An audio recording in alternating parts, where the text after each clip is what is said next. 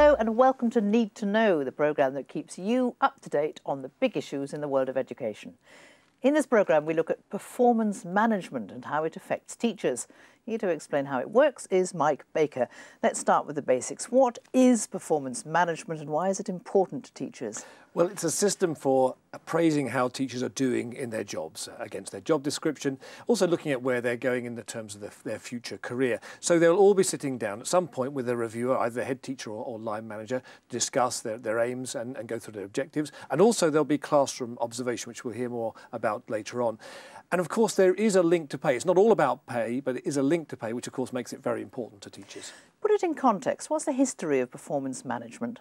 Well, we have to go back a decade really for that, because in 1998 the government announced the details of a new system of performance-related pay which involved a new pay threshold at the top of the basic pay scale, that teachers who wish to move across this threshold onto the extended pay scale would have to prove high and sustained levels of performance, and that this would be done through a new system of tough appraisals.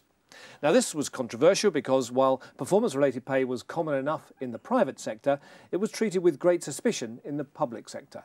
Many felt that it was in conflict with the collegiate nature of running a school and was wrong in principle. So 10 years on, what's happening? Well, there's been plenty of wrangling between the government and the unions in the intervening 10 years, but the principle of performance-related pay was established. Performance management is now about something much wider than just pay, although that remains central to it. The most recent regulations determining the way the process should work were drawn up in 2006 and have been in effect from the beginning of the current school year. These regulations empower schools to implement a performance management policy. They set out the rules for the appointment of those individuals responsible for reviewing performance. They give head teachers the right to delegate the reviewers' duties in their entirety to line managers. And they provide for appeal arrangements for anyone unhappy with the process. They also allow governing bodies and education authorities to have regard to the results of their teacher reviews when exercising any discretion in relation to pay. You used the phrase tough appraisals, and it won't just be head teachers who are carrying out these reviews. No, that's right. I think it will probably be impossible for head teachers if they had to review everybody. So yes, they can be delegated by the head teacher to senior members, heads of department and so on. That has caused some concern. One of the unions, for example, was worried that it was a bit like being reviewed by your mate along the corridor. So that's one of those issues that remains. So what if a teacher is unhappy about who's conducting the review? Well, if they're unhappy and in exceptional circumstances and for professional reasons, then they can submit a written request to the head teacher for an alternative reviewer. The next stage is the planning and review meeting, which is at the heart of the process. This is the first step in the performance management cycle. The regulations make very clear that this is a collaborative process of professional dialogue between the reviewer and the member of staff. The system is designed so that both reviewer and reviewee play an active part in reviewing performance and planning future development. Now, that's a very important detail. It's not just a question of a reviewer watching and judging what you're doing. It is an active dialogue. It is an active dialogue, and I think it's very important because the government is very clear that this is, as you say, a dialogue between the reviewer and the reviewee. So when it comes to reviewing that last cycle, that's the performance before the review, the government suggests that teachers should reflect on their achievement in the last performance management cycle. They should identify any issues that have affected their performance positively or negatively. They should consider any issues about the planned support they needed or received, and reflect on how far they have met the agreed performance criteria. As for considering future development, the regulations suggest that teachers consider what they would like to achieve in the next cycle, identify what professional development might help them develop their practice further, and consider their professional aspirations. That's a big agenda for one meeting. You're right, it is a very big agenda. And of course that's not all, because the meeting should also allow the teacher and their reviewer to agree a plan. Now this will focus on priorities and areas where specific action is required, and should set out what further information and assessment is needed to complete the performance review. Now this plan forms the basis of a statement signed by both parties. The regulations suggest that the plan should include the reviewee's objectives for the cycle ahead, the arrangements for observing the reviewee's performance in the classroom set at a maximum of 3 hours, the support that will be provided to help the reviewee to meet the performance criteria, and the reviewee's training and development needs and the actions that will be taken to address them. There's a big gap in what you said. Results. Traditionally, teachers don't like payment by results. What part do results play in all this? They don't like it. They take them all the way back to the 19th century payment by results, which was very much hated. And there was concern right at the beginning of this that this would be all about, be driven by results. Now, of course, results can be taken into account, but there's no direct and automatic link between either good or bad results and how well you do in this review process. And what happens at the end of this review process? Well, at the end of the performance cycle, as it's known, the two meet again. All the evidence gathered by the reviewer is shared in advance to allow an informed discussion. The idea then is to achieve a shared understanding of the progress made towards meeting the performance criteria, to explore any issues that might have impeded the reviewee's performance, to agree an assessment of the overall performance of the reviewee agreed at the beginning of the cycle, and include a recommendation on pay progression where the reviewee is eligible for that. And it's important to stress that this process doesn't normally, on its own, affect the annual pay increment awarded to teachers, but only applies to situations where a teacher is on the pay scale for post-threshold teachers, the pay spine for members of the leadership group, or the pay spine for advanced skills teachers. So, performance reviews, particularly when they affect pay, could be quite contentious issues. What happens if a teacher and a reviewer don't agree? There is potential for it to be quite contentious, absolutely, because if there's no agreement, then both views on the process are recorded on paper and the issue is then referred to the head teacher for moderation. If these informal methods of discussing the matter and resolving disagreements don't work, then it's for the governing body to settle as they would other grievances. You know, on this series, Need to Know, we've covered some very complex topics over the months, but this is a hard one to get your head round, isn't it? I think this is by far the most complicated and in many sense terribly important to teachers from their career point of view.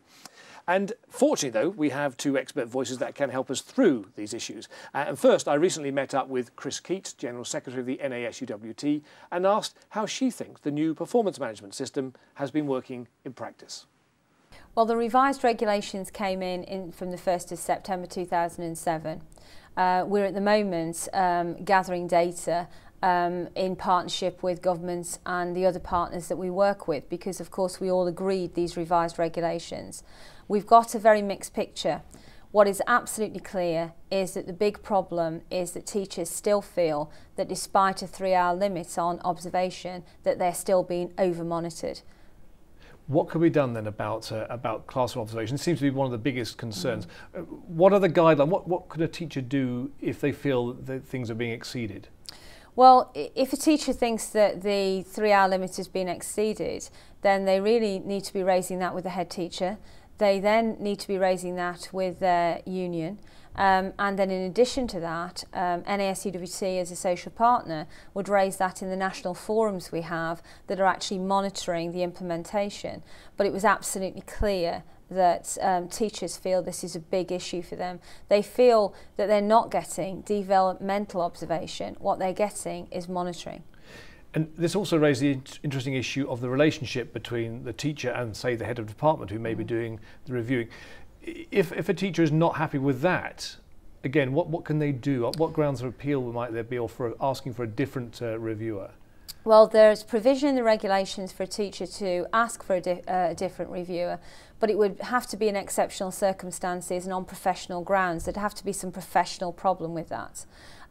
If a teacher had a review they weren't happy with, then what they can do, there's an appeal mechanism at every stage. And we would always advise them to take advice from NASUWT.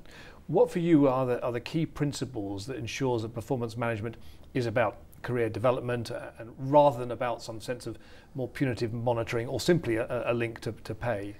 Well, the revised regulations were brought in on the back of culture change, that we wanted this to be the catalyst for a professional dialogue between teachers and their line managers. So it should be about a proper conversation about what's going well, what needs to be enhanced, what development and training the teacher needs. I think we're quite away from that, but certainly now we've got the building blocks in place for that proper professional dialogue. Well, that's the view from the NASUWT. Well, to look at some of those concerns and other issues, I'm joined now by a real expert on this. Susan Tranter is a head teacher and also author of a book on performance management. Susan, thank you very much for coming in. This balance between it being about career development and this fear of monitoring, how do you get that balance right? I think it's really important to start with the policy. One of the things about the new regulations is that the governors and the head teacher have to have a policy on performance management and have to consult widely with all of the teachers in the school and the professional associations and the unions. So that's the first way in which you can make sure that there's a balance between those two things. But I think one of the things that's really interesting and exciting about the new regulations is that not only do people have to have a review of their objectives and their performance, but also in agreeing the objectives for the next stage of the cycle, people have to talk about what their training development needs are and what support they're going to need in order to achieve those objectives. So that could all be quite positive for the teacher. But what about this particular concern about the classroom observation? I can understand why people would be wary of that. Well, for many schools, classroom observation isn't a new thing. It's part of the general day-to-day life of the school. It's a bit scary if it's linked to performance management and potentially therefore linked to pay, isn't it? I suppose so. It could be seen in that way. But I think that reminds us that if you have a good classroom observation policy, if classroom observation is part of the everyday experience of a teacher, then it doesn't have to be the one that's done just before the performance review. It can be any one of those lesson observations that happens throughout the year. And of course, there are safeguards in the regulations, which means that there are only a maximum of 3 hours for lesson observation. And if there are particular concerns, then that has to be dealt with separately. Well, we heard from the union that's one of their concerns. What are the other potential pitfalls in this whole performance management? I think the first thing is that about the relationship between the line manager and the person who's being reviewed.